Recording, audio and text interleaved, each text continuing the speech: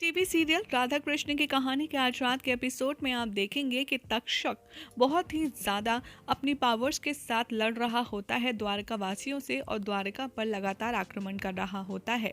तभी वहां पर बलराम दाव श्री कृष्ण के साथ खड़े होंगे और उसे देखते हुए कहेंगे कि कान्हा, अब हमें तक्षक का कुछ करना ही होगा। श्री कृष्ण कहते हैं, आप बिल्कुल ठीक कह रहे हो दाऊ, और द्वारका के राजा होने के नाते मुझे अपनी प्रजा की रक्षा करनी ही होगी।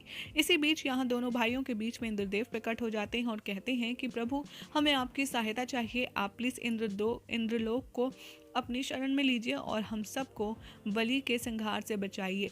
यहाँ पर श्री कृष्ण कहते कुछ भी नहीं है और जैसे ही वो कुछ बोलते हैं तभी दाऊ बोल पड़ते हैं और कहते हैं, ये आखिर बलि खुद को समझता क्या है? इधर तक्षक और उधर बलि आक्रमण किया हुआ है। आखिर इन दोनों ने सोचा क्या है? श्री कृष्ण कहते हैं, दाऊ, ये सब सोची समझी साजिश है और इस साजिश का रचयिता एक ही है और वो चाहता है कि हम दोनों ही परिस्थिति में परास्त हो जाएं। दाऊ कहते हैं, कृष्ण, मुझे तो समझ नहीं आ रहा कि आखिर हम ये क्या करेंगे। और यहाँ पर इंद्रदेव को कह देते हैं, दाऊ, कि आप जाइए, मैं कृष्ण से बात करता हूँ और वो इंद्रलोक की रक्षा करने अवश्य आएगा। इंद्रदेव के जाने के बाद श्री कृष्ण दाऊ से कहते हैं कि आपने उनको आश्वासन क्यों दिया?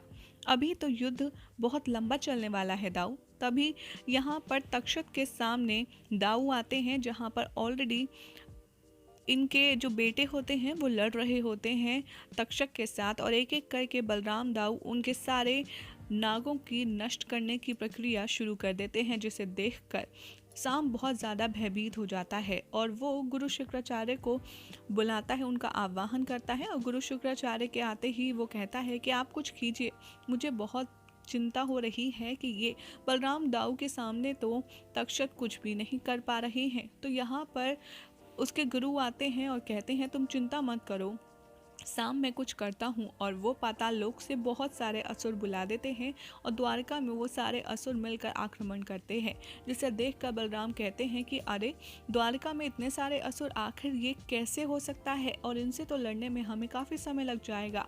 दूसरी ओर आप देखेंगे कि राधा कृष्ण आपस में बातचीत कर रहे होते हैं, कुछ गहन विचार विमर्श कर रहे होते हैं। तभी वहाँ जामवंती आती है और उनके आगे हाथ जोड़ती है और कहती है, श्री कृष्ण, मेरे पुत्र को ठीक कर दीजिए। कृष्ण कहते हैं, जामवंती, उसे अपने कर्मों के फल तो भुगतने ही पड़ेंगे।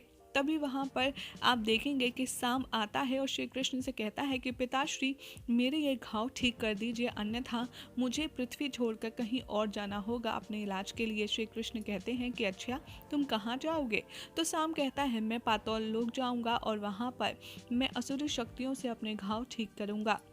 श्री कृष्ण कहते हैं, ठीक है, अगर तुम्हें जाना है तो जाओ, मैं जिद नहीं करूँगा, और हाँ, अगर तुम्हें मेरी ज़रूरत पड़े तो तुम मुझे बुला लेना।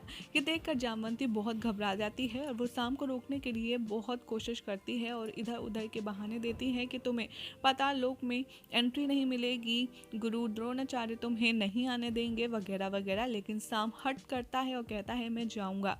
तो जामवंती शाम का हट देखते हुए श्री कृष्ण से कहती है कि आपने भी इसको नहीं रोका, आपने जाने के लिए कह दिया, अगर से कुछ हो गया तो इसका उत्तरदायी कौन होगा? श्री कृष्ण ना चाहते हुए भी जामवंती से कहते हैं कि मैं हूँगा इसका उत्तरदायी, मैं लेता हूँ शाम की जिम्मेदारी।